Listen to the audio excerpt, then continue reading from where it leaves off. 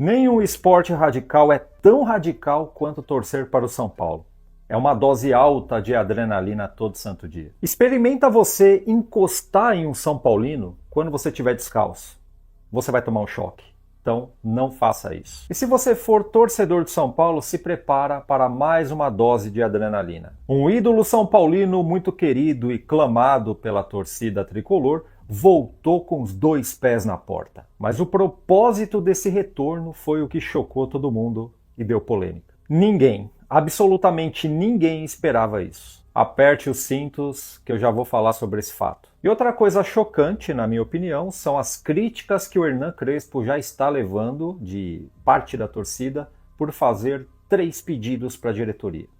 3. E tudo leva a crer que ele herdará um dos rótulos que colocaram no Zubeldia. Então bora colocar os pingos nos is, só que antes eu peço teu like, tá bom? Deixa o seu joinha aí, principalmente se você gostou da eliminação do Palmeiras do Super Mundial pelo Chelsea. Fiz até uma homenagem para o Chelsea aqui. E isso foi muito bom para baixar um pouco a bola do Abel Ferreira, né? Dar uma diminuída naquele ego lá, porque Mundial e Palmeiras, meu irmão, não combina, mas nem a pau. E olha que legal, mais uma vez o Palmeiras deixou o Mundial sem vencer um clube europeu. Bacana, né? E na minha opinião, o Palmeiras foi o pior clube brasileiro nesse Mundial. Primeiro porque não venceu nenhum clube europeu. Pegou o grupo mais fraco, né? Ganhou do Botafogo, que jogou recuado por causa do covarde do ex-treinador Renato Paiva. Aquele lá é covarde, hein? O povo fala mal do Zubeldia, mas o Zubeldia com o plantel do Botafogo em mãos ia fazer um estrago. Mas tudo bem, achou um gol, passou pelo Botafogo, mas deu de cara no paredão azul chamado Chelsea. Palmeiras virou freguês do Chelsea Mundial, hein? E pro palmeirense que vai dizer, mas o São Paulo nem foi pro Super Mundial. Bacana, nós temos 3 mundiais. Ou melhor, assim como diz essa camisa aqui, ó, o São Paulo é campeão de tudo, bacana. São Paulo é campeão de tudo. Salve, salve galera que acompanha o nosso canal, mais uma grande novidade do Família Tricolor News para você. Fechamos uma mega parceria com a Futifanatics, a loja com os melhores preços de camisas e artigos do São Paulo. Mochilas, canecas, bonés, camisas do Tricolor Paulista e muito mais. Tem acesso aos últimos lançamentos e modelos históricos. E o melhor, só quem acompanha os vídeos aqui do canal tem desconto exclusivo. É só usar o cupom Primeira 8 na hora da compra, direto no site da Futifanatics. Clique no link abaixo ou aponte a câmera do seu celular para o QR Code ao lado. E ao contrário de mim, o Hernan Crespo não precisa de 200 mil pessoas no projeto dele. Ele só precisa de 3. E esse é o número de reforços que ele pediu para a diretoria. Um lateral direito, um atacante e um zagueiro. 3 jogadores. E agora que a gente entra em um campo perigoso. Eu tenho a mania de assistir essas matérias lendo os comentários. E aonde eu assisti tinha mais de 1.500 comentários. E tinha uma galerinha ali no meio falando assim, poxa, para que vai pedir reforços? Não tem a base? Usa a base. E eram vários comentários, hein? Aí eu bati o olho e falei, xiii, eu conheço esse filme. E um dos comentários dizia, ele não gosta de usar a base. Eu falei, pronto. Acabou antes de começar. E falando nisso, teve um treino no CT, o Crespo separou 2 times, o profissional e o sub-20. E o profissional ganhou de 6-0 da base. O Dineno fez 3 gols, o Alisson fez 2 e o Marcos Antônio fez 1. Você entendeu o tamanho do problema nas entrelinhas? Meu amigo, eu sou um defensor da base. Já discuti com muita gente por causa dessas críticas exageradas aí em cima dessa garotada. Só que qual clube aqui do Brasil, esses da Série A, que você vê metade do plantel composto por sub-20? Fala pra mim, fora o São Paulo. Naquele jogo contra o Bahia, o Zubeldia levou 22 jogadores, 11 eram atletas do sub-20. E como eu disse, eu sou um defensor da base e acho que tem que usar a garotada sim. Só que não tudo de uma vez. Isso só está acontecendo porque os jogadores principais do plantel de São Paulo estão todos quebrados. O Crespo só pediu 3 jogadores. Ele pediu um lateral direito, né? Porque o Igor Vinícius foi embora, o Mike se machucou e só ficou o Cedric. E ele quer usar o Ferrarés na zaga. Ele pediu um zagueiro, justamente por isso que eu falei, né? O Arboleda vira e volta se machuca. O Juan Teressoldi foi embora. E o atacante que ele pediu é um ponta direita, porque tem o Lucas Ferreira e o Lucas Moura. O Lucas Moura, meu irmão, é você ter e não ter ao mesmo tempo. O Lucas Moura é titular do time da enfermaria. Então essa é a minha opinião, o Crespo tá certo sim, tem que contratar, senão a gente vai passar dificuldade. Não precisa trazer jogador caro para ganhar R$1 milhão de salário, pelo amor de Deus, né? Chega disso. E outra coisa que nós, torcedores, precisamos parar de pedir são os ídolos que deixaram o São Paulo em alguma época, foram desfrutar do futebol europeu, do mundo árabe, né, que tá pagando muito bem ali, e quando não tem mais para onde correr, quando ninguém quer mais, eles voltam pro Brasil e pousam direto no São Paulo. Para ganhar quanto? 1,5 milhão, 2 milhões de reais, que seja 1 milhão. É muita coisa, porque os caras voltam para o São Paulo tudo velho, tudo no final da carreira. Eu sei que tem um ou outro que tem 33, 34 anos, 36, que ainda tá jogando, mas é raridade, meu amigo. Ah, Renato, mas eles voltam porque eles amam o São Paulo. Eles vêm jogar no São Paulo de novo por amor ao clube que o revelou. Sim, mas esse amor custa caro, né? Francamente, esses jogadores que amam o São Paulo estão tirando muito dinheiro do bolso do clube. O São Paulo não tem mais grana para gastar assim. Traz um cara mais barato que jogue com ódio, com raiva, que seja torcedor de clube rival, mas que ganhe menos e jogue bola. É isso que o São Paulo precisa. E ainda caminhando nos trilhos desse assunto, voltou um ídolo que a torcida tanto pediu. Pedimos tanto esse jogador e ele voltou, só que com um propósito diferente. E se liga nisso. São Paulo é acionado por Casemiro por dívida trabalhista superior a 2 milhões. A informação foi divulgada pelo O Globo, que afirma que esta dívida diz respeito ao não pagamento de FGTS, 13º salário, férias, além de outras indenizações e possíveis pendências referentes a direitos de imagem. E essa é uma ação de 11 anos atrás, lá de 2014, que se estende até hoje. O presidente da época, eu acho que era o Aidar, que foi bem na transição com o Juvenal Juvencio, né? E o Júlio Casares não tem nada a ver com isso. Só que ele saiu por aí espalhando aos 4 cantos do mundo que a dívida do São Paulo reduziu em 0,02%, alguma coisa assim, né? Se gabou, estufou o peito e agora tá aí, ó. Os caras que o São Paulo deve vieram cobrar. E o Casemiro tá certo de cobrar. Não tem o porquê rolar tanta repercussão negativa em cima desse jogador. Ele tá certo, é uma dívida trabalhista. Ah, Renato, mas o Alexandre Pato deixou 40 milhões de reais para trás. Aquele sim é São Paulino, aquele gosta do São Paulo. Pois é, mas nem o Rogério Ceni deixou para trás uma pendência que o São Paulo tinha com ele. Os jogadores, ex-jogadores, seja lá o que for, tem que receber. O que o Alexandre Pato fez é um ponto fora da curva. O São Paulo tem que agradecer esse cara de joelhos, porque é uma atitude assim louvável, né? Agora, o certo seria o Alexandre Pato receber, tá? E foi na segunda passagem dele que ele saiu e deixou essa grana para trás. E aí ele voltou, e você viu do jeito que ele saiu de São Paulo? Meu irmão, ele queria jogar. Nem ele entendeu por que ele não jogava, porque ele estava se dedicando, ele estava treinando. Tá vendo só como é que é? Tá vendo como o São Paulo agradece as pessoas que fazem o bem pro clube? É dessa forma aí, ó. Alexandre Pato fez muito pelo futebol, ajudou bastante o São Paulo. Casemiro, monstro. Eu considero esse cara um ídolo aí, futebolisticamente falando, ok? Só que um tá cobrando aquilo que tem direito. O outro deixou para trás porque quis deixar e muito obrigado, a gente tem que agradecer. Só que os dois estão dentro da razão. Um quis e o outro não quis deixar para lá. 2 milhões, que diferença isso vai fazer na vida dele? Deve, São Paulo deve, São Paulo tem que pagar. Corra pelo certo, Deus salva quem é justo. Guarde essa. E se você fosse o Casemiro, você deixaria para trás mais de 2 milhões de reais? Você deixaria essa diretoria do São Paulo te dever? Comenta aqui embaixo se sim ou se não. E não esquece o like e também de se inscrever no canal para a gente bater logo. E olha, é impressionante, né, cara? Vou fazer um desabafo nesse vídeo aqui. É impressionante a que ponto chega a incompetência desses caras que hoje comandam o futebol do São Paulo. Hoje não, né? Comandam o São Paulo nos últimos 14, 15 anos aí. Eram outros presidentes, mas são as mesmas pessoas. É impressionante o nível da incompetência. Crespo tá treinando o time há 2 semanas, correto? Ontem ficamos sabendo que o Zubeldia ainda não assinou rescisão com o São Paulo. Na teoria não, é na prática, o Zubeldia é treinador do São Paulo ainda. Vocês acreditam nisso? A que ponto que chega a incompetência desses caras?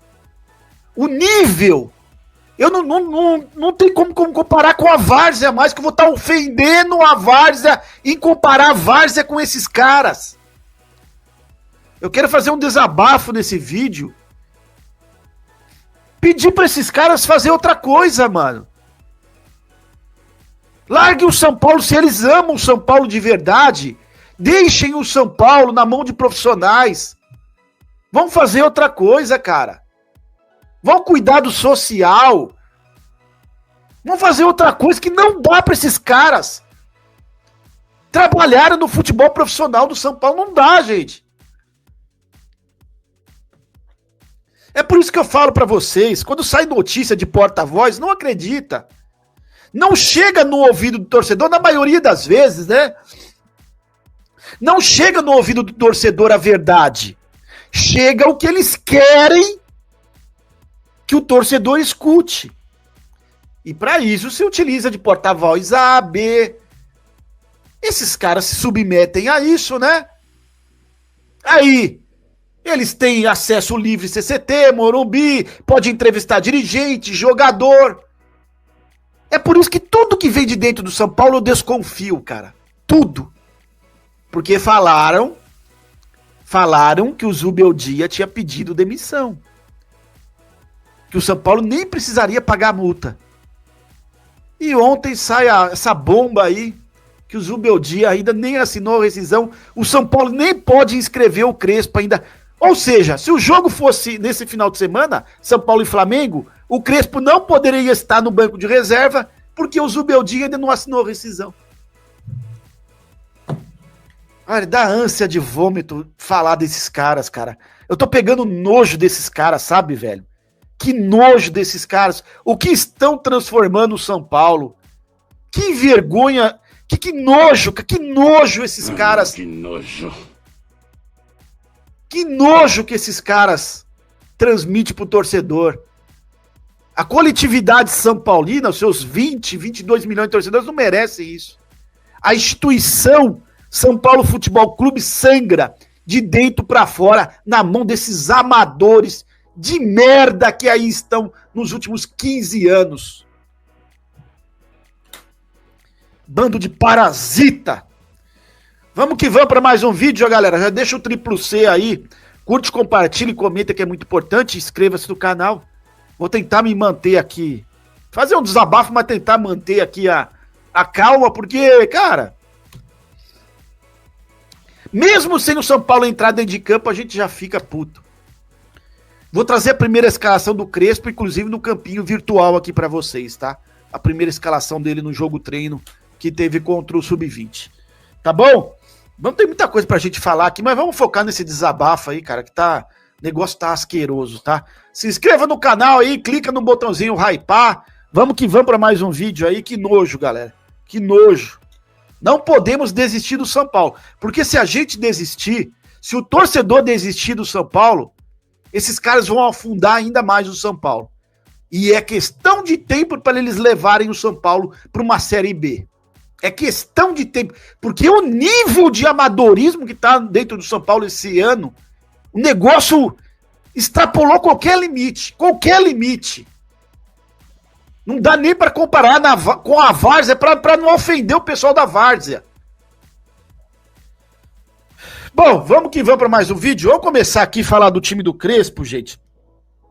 Teve treino do São Paulo, né? O São Paulo treinou contra o Sub-20, venceu por 6-0. Não se entusiasme, viu? Que o time Sub-20 tá apanhando lá também no Sub-20 lá de quase todo mundo, tá? Então não se entusiasme, tá? Vou trazer para vocês a escalação dele nesse jogo aí, tá? Foram 3 gols do Dineno, tá? Teve gol do Marcos Antônio e 2 do Alisson, tá? Nesse jogo treino que o São Paulo ganhou do Sub-20. Vamos lá, deixa eu mostrar para vocês aqui a escalação. Olha, ainda tem um tempo para treinar aí, para ele ver, né? Para ele conhecer. Se botar esse time contra o Flamengo aqui, leva uma sacolada lá. Não quero nem imaginar, viu, cara? Eu não gostei dessa escalação aqui, não. É lógico, ele tá chegando agora, tá conhecendo o time, mas, gente, meu Deus do céu, me revirou o estômago ver essa escalação aqui, Tá aí o time do Crespo, aí o primeiro treino, jogo treino do São Paulo. Esse foi o time do Crespo, tá? Rafael Ferrarese mais centralizado na zaga, Alan Franco na direita, o Alan Franco tá acostumado a jogar na esquerda, né? Sabino na esquerda, é o construtor, né? Marcos Antônio e Alisson, os dois volantes, até aí tudo bem, né? Aí Enzo Dias na ala esquerda, Cédric Soares na direita, aqui a gente sabe que tá faltando jogador. Quem sabe aí se tivesse o Mike disponível, o Mike eu acho que cairia melhor como um ala pela direita, né? Ou o próprio Moreira, né? Podiam solicitar a volta do Moreira, ele cairia muito bem num time com 3 zagueiros, o Moreira na ala direita. Cédric é muito lento, não tem mais força física para ir fazer jogar de linha de fundo, tá? Eu imagino que seja isso aqui, tá? Oscar de meia, Luciano segundo atacante, André Silva de primeiro. Imagino eu que seja isso, né? Essa foi a primeira escalação do Zubeldia aí, tá, galera? E teve um outro time aí que estava com Jandrei, Arboleda, Wendel, Pablo Maia, Negruti, Luan, Lucas Ferreira, Rian Francisco, Edineno. Foram os jogadores utilizados durante a atividade, tá? Esses jogadores ficaram alternando entre eles aí, mas o time titular que entrou em campo é esse que tá no campinho virtual para vocês aqui. E eu distribuí ele aqui num 3-5-2, tá? Num 3-5-2 aqui, 2 volantes, né? O meia, os 2 alas aqui. Essa ala direito preocupa porque o Cédric não é um ala, né? Ele é mais um lateral do que um ala. Mas tá aí, a primeira escalação de Crespo. Vocês gostaram? Deixa aí nos comentários. Essa foi a primeira escalação de Crespo à frente do São Paulo. A notícia boa é que o Dineno, né? Tá certo, jogou contra os meninos sub-20, mas fez 3 gols, né? Do jeito que a gente tava vendo o André Silva jogar, quem sabe não seja uma esperança, o Dineno aí não seja mais artilheiro do que o André Silva, não conquiste essa posição, seria legal, né? Porque o André Silva, vou te falar, hein, cara, ultimamente tava perdendo muitos gols aí. Bom, pausa de 5 segundos para pedir a sua ajuda ao nosso canal com o seu like e se inscrever se ainda não for um inscrito.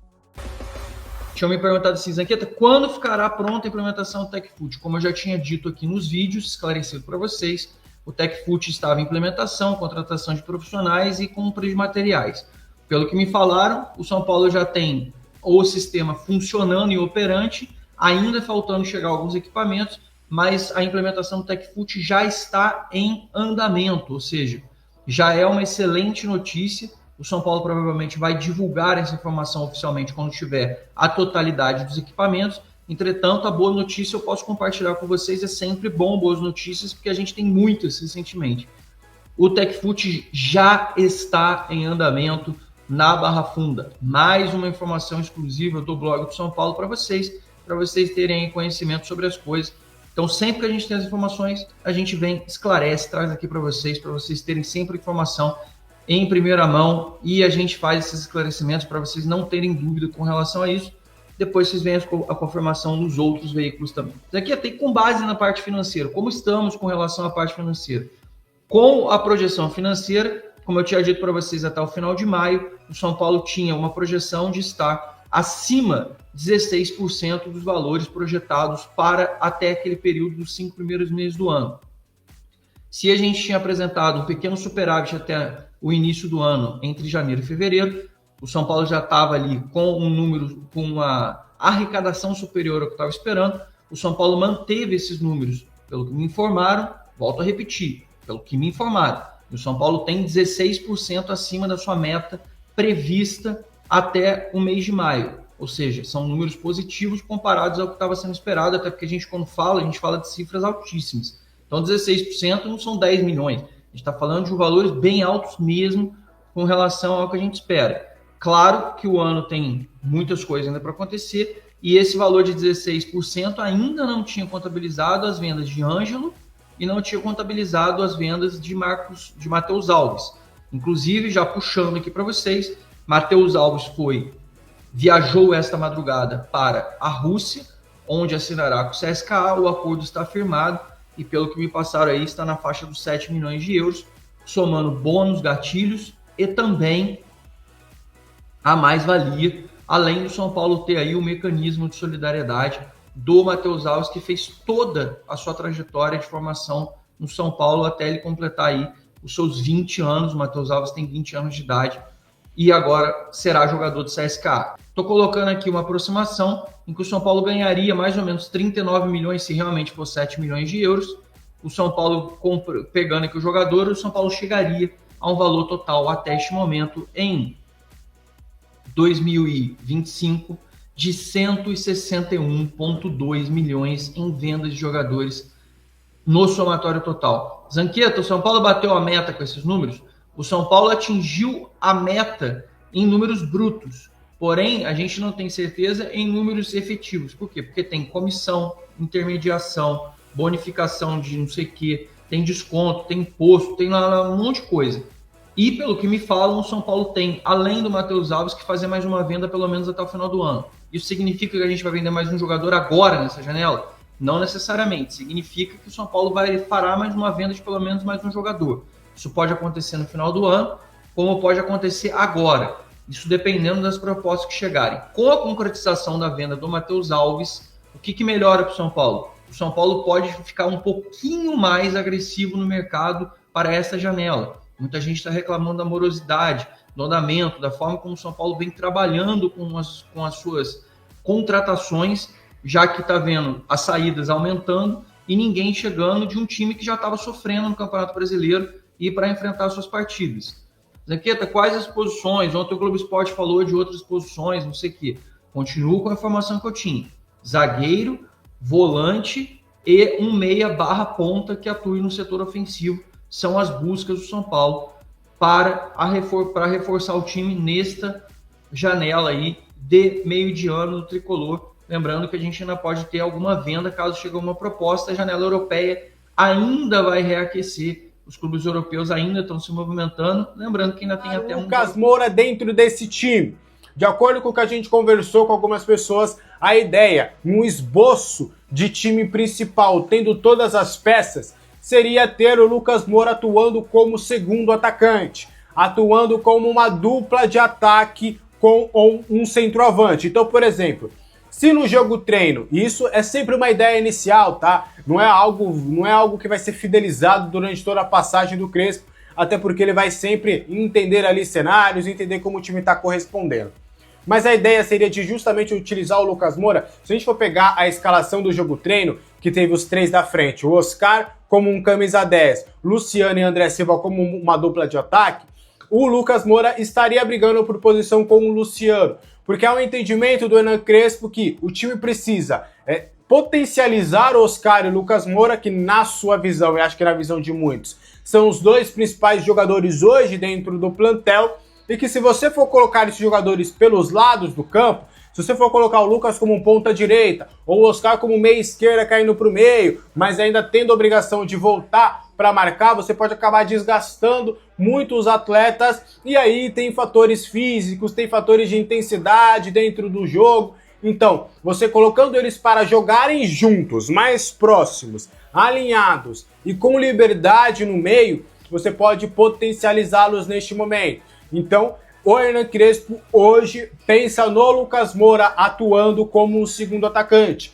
É óbvio, se numa partida esporádica ele não tem o Oscar, pode jogar Lucas, Luciano e André. Em algum momento, se ele quer um time um pouco mais propositivo, ele pode acabar tirando dos volantes, recuando o Oscar para fazer essa função e colocar Luciano e Lucas e André Silva lá na frente. Isso é maleável, mas a ideia é ter o Lucas sempre mais na parte central do campo, tendo mobilidade, tendo movimentação nesse setor do campo e não mais caindo pelos lados do campo, bem como aconteceu e muito com o técnico Zubeldia na última passagem. A ideia é deixar o Lucas mais solto, não somente por um lado. A ideia realmente é tentar potencializar o jogador, que está em fase final da sua recuperação, ainda é tratado como dúvida para pegar o Flamengo, mas existe uma boa expectativa sim dele estar pelo menos no banco de reservas contra a equipe rubro-negra lá no estádio do Maracanã.